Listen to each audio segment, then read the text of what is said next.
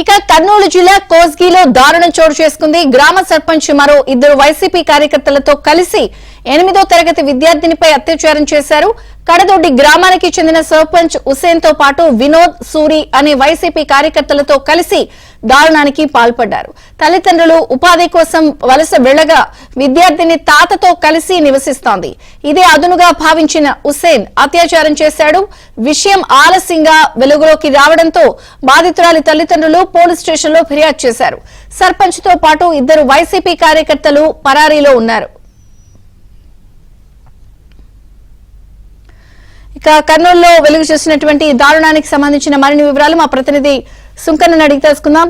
సుంకన్న, విజయచంద్రిక కోజిగి మండలం కడదొడ్డి గ్రామానికి చెందిన వైసీపీ సర్పంచ్ హుసేన్, మరో ఇద్దరు వైసీపీ కార్యకర్తలు వినోద్, సూరి ఇద్దరు కూడా 8వ తరగతి చదువుతున్నటువంటి ఆ విద్యార్థినిపై అత్యాచార యత్నానికి పాల్పడడంతో అయితే ఈ బాలిక తల్లిదండ్రులు కూడా ఆ బతుకుదేరు కోసం అని తెలిసిన వాళ్ళ దగ్గర వదిలిపెట్టిపోయారు. బాలిక రోజు కూడా స్కూల్ కు వేస్తున్నటువంటి తరుణంలో రాత్రి ఇంట్లో నిద్రిస్తున్న క్రమంలో 10 గంటల సమయంలో ఈ సర్పంచ్ మరో ఇద్దరు కూడా వైసీపీ కార్యకర్తలు వెళ్లి ఆ బాలిక ఇంట్లోకి చొరబడి అత్యాచార యత్నానికి పాల్పడుతుండగా ఆ బాలిక తాత కూడా చూసి గమనించి గట్టిగా కేకలేసినాడు.